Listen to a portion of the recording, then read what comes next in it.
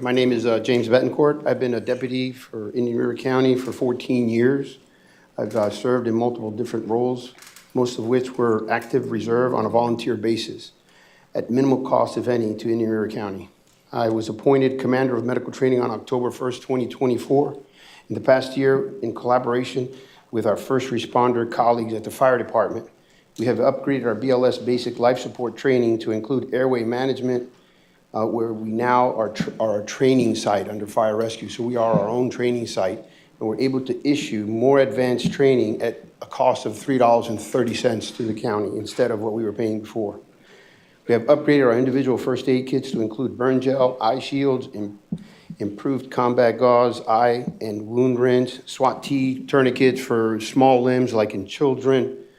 We now include stop the bleed and rapid assessment of triage.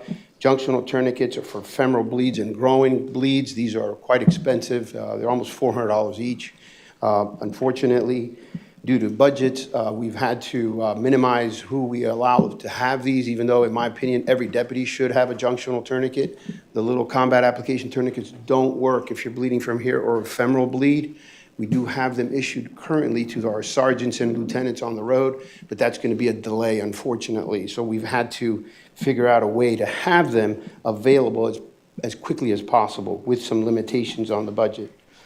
You may ask yourself, why so much medical training? Well, the average response time for a med truck, which I used to be a volunteer for fire rescue for approximately 10 years, is 5 to 7 minutes, and that's an average, assuming that the scene is safe. If the scene is not safe, fire rescue is not allowed to enter the scene. So we're basically just us. And that's in a best case scenario. Our deputies are already on the road. They're zoned in places that are closest to the incident that occurs. So that critical time from incident to 5 minutes is what we're trying to take care of. Irreversible exsanguination can occur within 3 minutes. So if you have a real bleed, in 3 minutes, you're gone if it's femoral.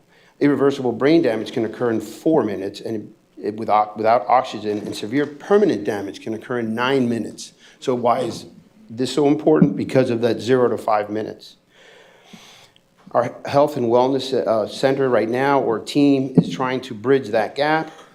We are trying to figure out a best way to improve the chain of survival. So LE to medics to ER to definitive care. Some quick numbers, not to bore you, but junctional tourniquets are $349.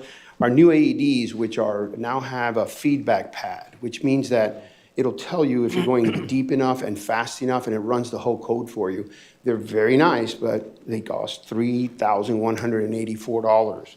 Our batteries are $481. This past year that I've been given this position as a commander of medical training, I've had to move monies everywhere. I mean, from corrections, I beg people for monies. And sometimes I use my own credit card if I really, really have to. So total staff trained approximately in this last year, 560 people at the Sheriff's Office are now trained at BLS, airway management, first aid, and some of them even have stop the bleed training. The total county civilians that we've trained in '04 was 113. We have 14 scheduled next week. We would like to expand all of these programs in an effort to save lives. That's what we're about with health and wellness. Thank you. Thank you, Doc.